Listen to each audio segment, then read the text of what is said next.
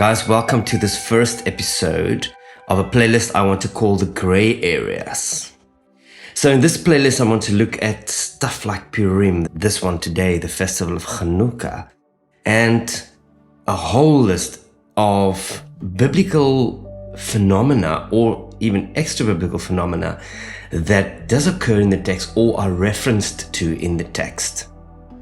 So today we're looking at the festival of Chanukah. Now, Chanukah means dedication, and we're going to look at three facets of this rather interesting festival. First of all, I want to say thank you to all the people who allow me to record and set up stuff in their houses, because I'm a little bit of a nomad, and thank you to family, friends, everybody who's just so willing to offer their spaces. So today we're in the midst of Chanukah, and we are looking at what is it that we can take home from this. Now, the first thing I want to say is we can't really talk about Chanukah if we do not understand the history. So before we continue and dig into Chanukah, I want you to watch this video by Rivka DeRay, where she really digs into the history of Chanukah. And I think this is super important, because if you understand the historical context, you would understand what a significant moment it was when Jesus rocks up in John 10 and makes some fascinating claims. So let's dig straight in. Watch this historical video by Rivka DeRay.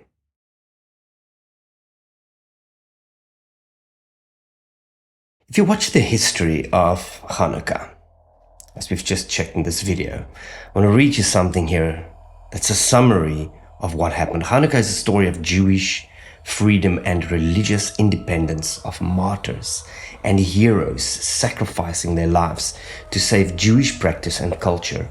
At its core, it's a celebration of casting Greek influence out of Jewish life and returning to God's instructions for life and worship.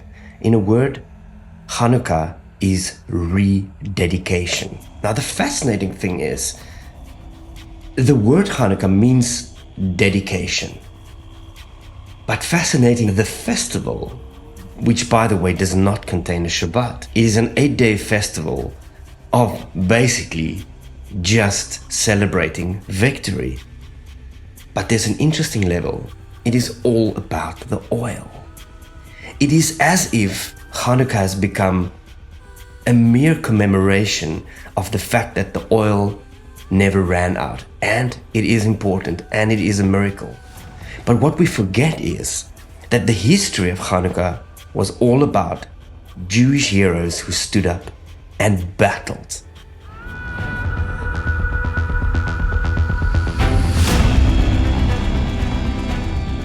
Yes, they battled for the temple, they battled for the life and the purity of Judaism. But we gotta understand that the modern festival of Chanukah, which basically celebrates the miracle of the oil that never ran out, is not the emphasis. It is amazing that God provided the oil.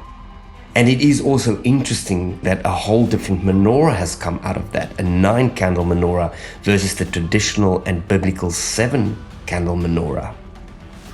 But here is the link, and this is why I think we should focus on. There's another layer, which is not about the oil that didn't run out or the victory. It is about what the Jewish people were hoping for in a Messiah.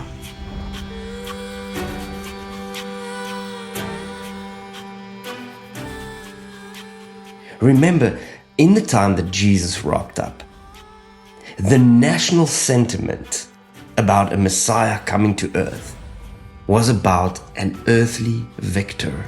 It was about an earthly warrior, an earthly king that would rescue the Jewish people from Greco-Roman rule.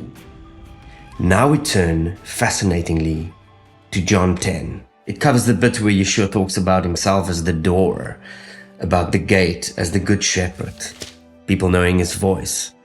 But when we get to verse 22, we read the following. At that time, the Chanukah came to be in Jerusalem, and it was winter. Pause. This is a very important point. Chanukah, in my opinion, has got a lot to do with how we perceive the origins of Christmas. Not necessarily do you find that in English, but in Afrikaans, for example, the language that we live in, we call it Kersfeest, and literally translated, that is the festival of candles. Interesting. There may be a much more significant connection between Chanukah and Christmas than there may be between Christmas and a whole bunch of pagan connections that's being made. But let's continue reading. Verse 22. At that time, the Chanukah came to be in Jerusalem, and it was winter. Okay, make a note of that. And Yeshua was walking in the set-apart place in the porch of Shlomo, that is Solomon. So the Jews surrounded him and said to him, "How long do you keep us in suspense? If you are the Messiah, say to us plainly." Do you take note what's going on here? In the midst of Chanukah, there is a rededication festival. There is a commemoration of the fact that the temple was made pure again. All the Greek idolatry was thrown out. But there is another question. There is a question. Jesus, are you the Messiah? Because you don't look like it. Because what we were expecting is someone to look like Judah's Maccabees, who were fighting for the freedom of the Jewish people. But here the Jews asked Jesus directly, "Tell us plainly, are you the Mashiach? Are you the Messiah?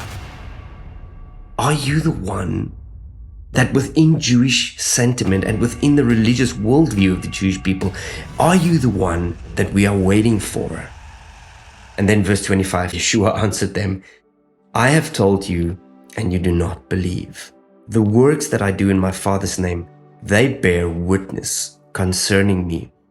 But you do not believe because you are not of my sheep.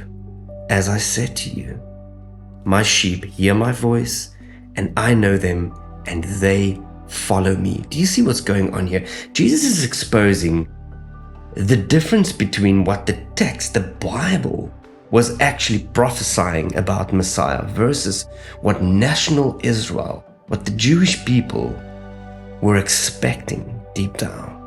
They were expecting somebody from the lineage of David, an earthly king, a warrior who would fight for the Jewish people, for the liberation of the Jewish people. What we find here is Jesus is pointing to something very different. He is talking to the heart. He's talking to the allegiance of the Jewish people, saying, you guys, if you were really listening to God, you would know who I am. You would know who is the one speaking to you. But the problem is here, you're looking for a hero. You're looking for another battle to be won. But Yeshua is pointing out to say, hey, this is a hard thing. Because if you were looking for the biblical one, if you were to read the text and really look out for the biblical one to come, you would know that it was me. And this is a difficult message. In other words, Chanukah is not only about candles and oil and an 8-day celebration where really the joy of God's miracle is being remembered. It's not only about that. It is also not only about the rededication of the temple and everything associated with that. It is about allegiance. Where is your heart? And we continue in verse 28. And I give them everlasting life, and they shall by no means ever perish, and no one shall snatch them out of my hand. My Father who has given them to me is greater than all, and no one is able to snatch them out of my Father's hand. I and my Father are one. And then it wraps up this interesting only reference to Chanukah in the Bible with verse 31. It said, again the Yehudim, the Jews, picked up stones to stone him. Can you see? They could not accept that Yeshua came as one speaking the words of the Father. He claims here in verse 30, I and my Father are one, echad. Yahweh echad. We are one. We operate with one purpose. We speak out of one mouth. We speak out of one heart. And what I want to say about Chanukah today, there are countless brilliant videos out there. And do yourself the favor, in this joyous 8-day festival, do watch videos about Chanukah. Do watch about the traditions and all the beautiful, the giving of gifts, which is another layer that I connect to Christmas, by the way. And I think we should make a separate video on Christmas, especially in this time of the year. But above and beyond all the gift giving, the celebration, the commemoration of the miracle, the memory of rededication of Judaism back to God, there is the question, can you spot the Messiah? Can you spot the Messiah amongst you, was the question. Could you spot the Messiah amongst you if you were a Jew? I think this is the question that Yeshua leaves his people with. And again, the Jewish people picked up stones to stone him. And we're doing the same again. We're focusing on all sorts of things. And do get me right, I think the miracle of Chanukah is amazing. But the Bible is saturated with incredible miracles. And therefore, I think this is my contribution for Chanukah today. In these 8 days, maybe the question we should ask is, where is our allegiance? Because you see, this is a very interesting time of the year. The whole world, and I think it's billions of people in the world, celebrate Christmas over this time. Yes, the Jewish people and a lot of Messianic Christians celebrate Chanukah or remembers Chanukah, but this is an interesting time of the year to ask exactly, what does the Bible say? And I leave this question within this Chanukah dialogue. I leave it open because this paves the way for us to ask the question, is Christmas a festival that we should observe? Is Christmas a festival dear to God's heart? And if it is, where's the evidence? And if it is not, what does the Bible say about Christmas? So let's check in for the next one where we'll speak about Christmas. May you have a blessed Chanukah as you remember not only the rededication of the temple, not only the oil that didn't run out for 8 days, but the question, where is our allegiance? And is it with Yeshua HaMashiach? Be blessed.